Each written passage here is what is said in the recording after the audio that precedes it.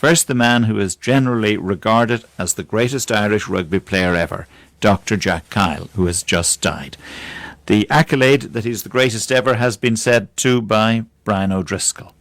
Kyle was, in his era, the most capped ever Irish player, but did not have 50 caps. But then that was at a time when Ireland played 4 matches a year.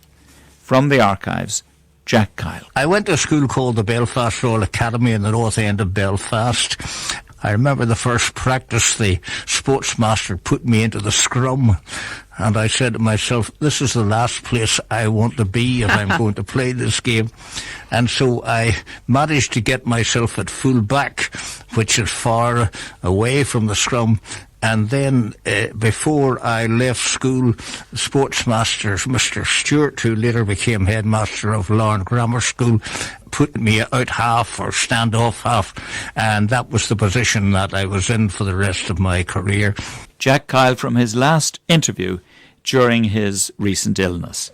He was asked then too about professionalism in the game, and he recalled his first cap and the letter he received. When we received letters from the IRFU to say, dear sir, you've been chosen to play for Ireland, your jersey will be provided at the beginning of the game and must be returned immediately after the game, otherwise a charge of 30 shillings shall be made.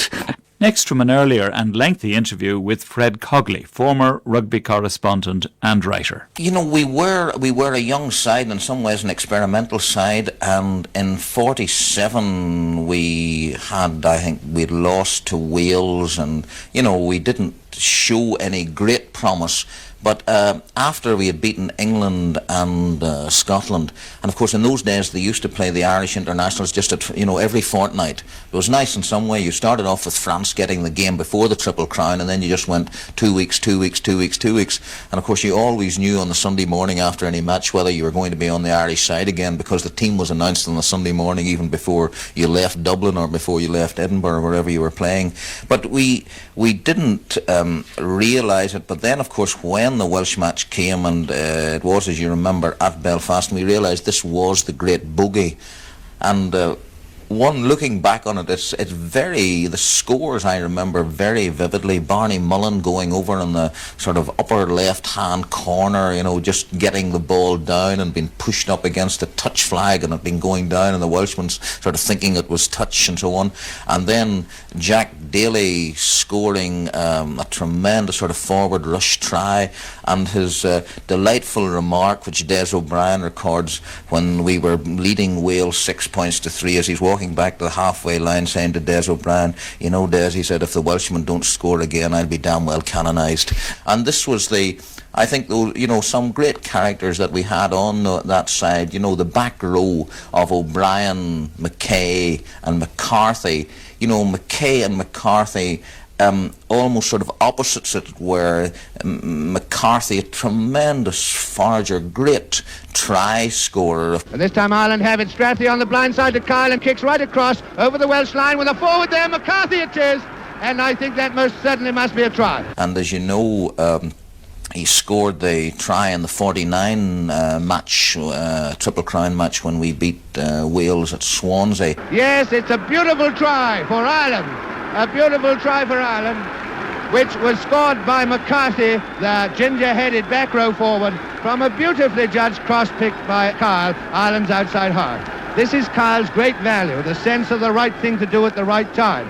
And this ability of his, and the strong backing up of McCarthy, who scored 2 tries against Scotland not very long ago at Murrayfield, has brought Ireland the first score in this game. Which, well, we thought, well, okay, maybe we've beaten them at Belfast, we were on Irish soil, but to beat a Welsh side in Swansea is almost unheard of.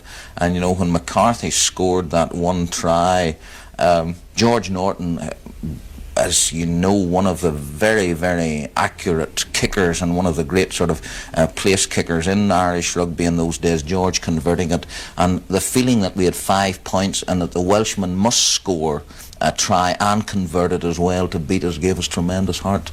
I remember that particular match, listening to it on the radio, and I just remember the score. What he said afterwards, I've no recollection of it at all, because I think I had just jumped through the roof. The excitement at home was tremendous in those days. It's interesting you mentioning this about listening on the radio. Nowadays when we have the television, and there wasn't television back featuring in those early days, it's amazing the excitement, I think, and that one works up listening to a radio broadcast, possibly because we're able to use our imagination. When I'm out in Zambia now and I go back on a Saturday afternoon and turn on the overseas service and get the Irish international broadcasts and hear the crowd noise coming through and the commentary of the ball going to various parts of the field, one gets a tremendous feeling of excitement, which perhaps I don't think is conveyed. You see it all on television, but you're not able to use your imagination. I think this is a wonderful thing that radio gives us, maybe. And sometimes people say, oh, what a pity there wasn't more television in your day when you were playing. People would have seen a lot more of you. I don't know. I think they were able to use their imaginations more. And, it was a tremendous sort of feeling. And I used to speak to people who got this great excitement listening to a good radio commentary. And he passes out to Glyn Davies. Glyn Davies jinking away into the middle of the field. He flings it away. It's down on the ground. Loose play in the middle of the field. And somebody, who I couldn't say, passed it into and the whistle has gone. And it's time, and Ireland have won the Triple Crown. You can hear the noise. You never saw such a scene as is going on here. The whole of this crowd is encroaching on the field of play. There are more people on the playing pitch than I've ever seen before. You can't see the grass. You can't see the players. The Irishmen are being carried shoulder high by a seething mob of Irishmen. The Irish players are being carried off the field, and the Welshmen are making their way slowly through the crowd. Jack Kyle was the preeminent outside half of his generation and was first choice in the British and Irish Lions team, captained indeed by Carl Mullen, which toured Australia and New Zealand in 1950. I think, first of all, of course, the great thrill of being picked to go abroad. I'd never been abroad before. I'd been to France, of course, and we'd played over there.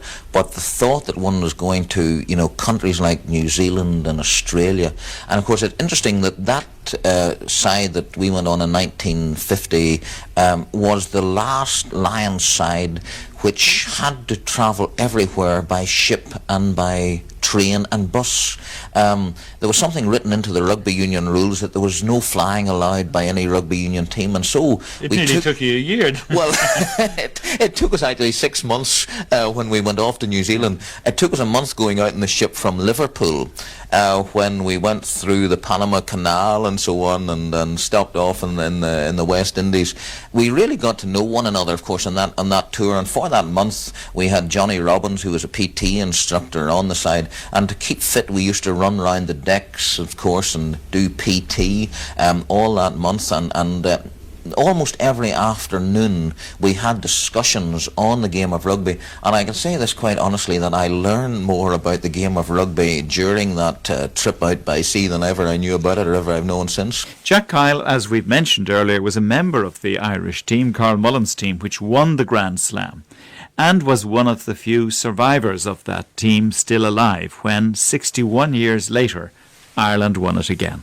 It's only won when one team beats all others in the championship, and Jack Kyle was in Cardiff in 2009 to see that record equalled. Absolutely wonderful, to feel that after 61 years Ireland had finally got another Grand Slam, and if any side deserved it was this side. They've won all the games this year, they have played well, and you see, when we won in 48 we had Wales at home. These chaps beat Wales away, and to beat Wales in Wales is always a tremendous feat, and great credit to them. The game, as you know, was on knife edge. Drop goals, penalties, only a few points, and when the final whistle went, Ireland were ahead, and that was the main thing. That is the thing, you see, we were the only Grand Slam side of the last century. Let's hope this is not a Grand Slam side of the 21st century.